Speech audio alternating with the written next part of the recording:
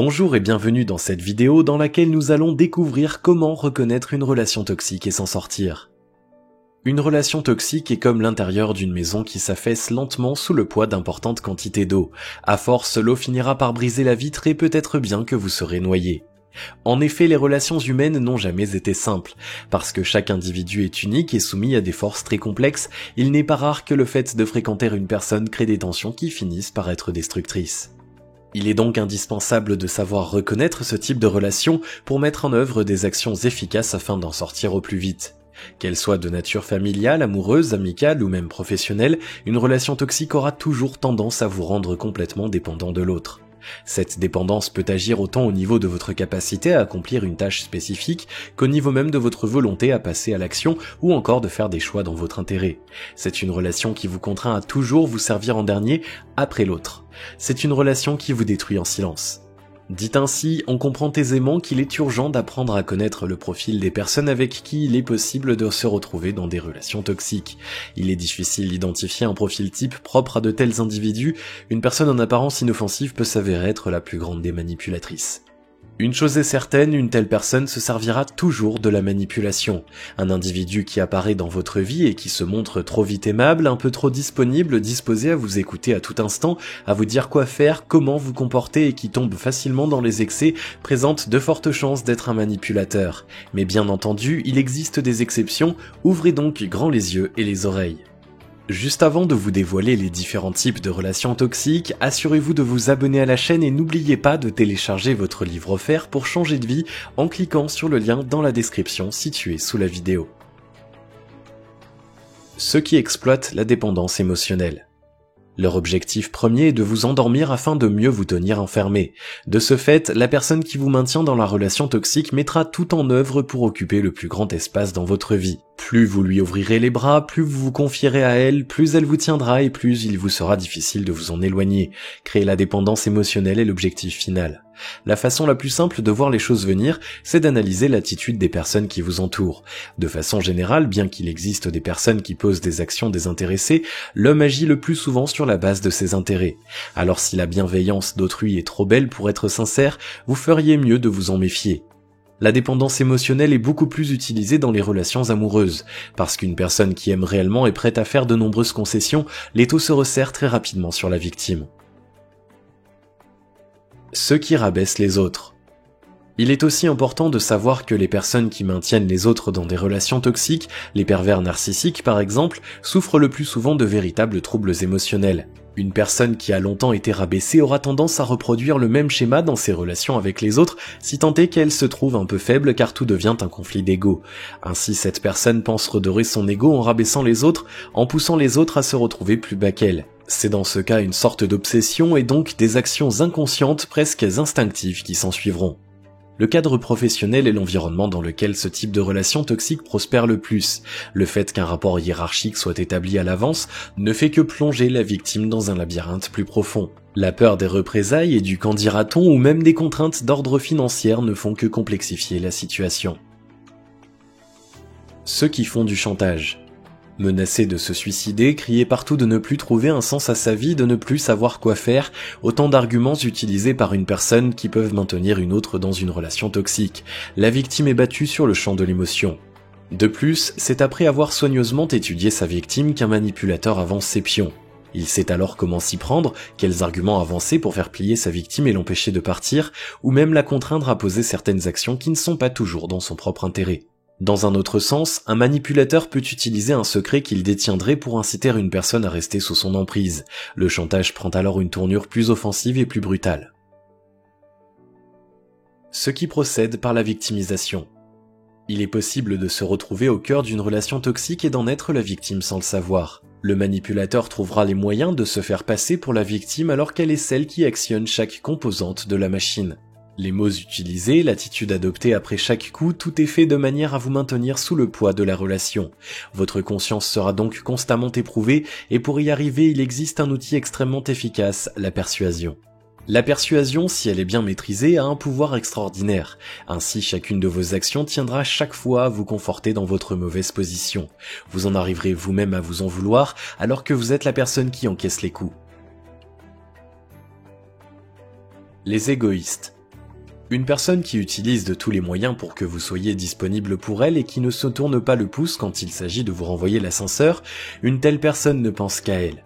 Une personne qui fait toujours passer ses intérêts en premier et vous range constamment au second plan, une telle personne ne pense qu'à elle. Quand une personne compte pour vous, vous trouvez les moyens de lui faire savoir par les actes que vous posez, alors pourquoi pas elle ? S'il vous revient à chaque fois de demander de l'attention pour en recevoir alors que vous en donnez sans relâche, ne cherchez pas plus loin, vous êtes au cœur d'une relation toxique. La seule voie de sortie, c'est de partir de cette relation. Sortir d'une relation toxique n'est pas chose aisée. L'opération est d'autant plus complexe que le bourreau ne lâchera pas facilement prise une fois que sa victime aura manifesté le besoin de se tirer d'affaire. Ne l'oubliez pas, le bourreau est parfois aussi dépendant que la victime. Mais avant d'en arriver là, il faut tout d'abord admettre et prendre conscience que l'on est pris dans le piège d'une relation toxique. Admettez que vous êtes la victime.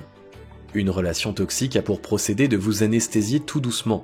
Ne vous attendez pas à ce qu'un pervers narcissique vous jette clairement au visage qu'il vous mène par le bout du nez. L'un des obstacles les plus difficiles à franchir, c'est d'arriver à se dire que l'on n'est en rien le coupable.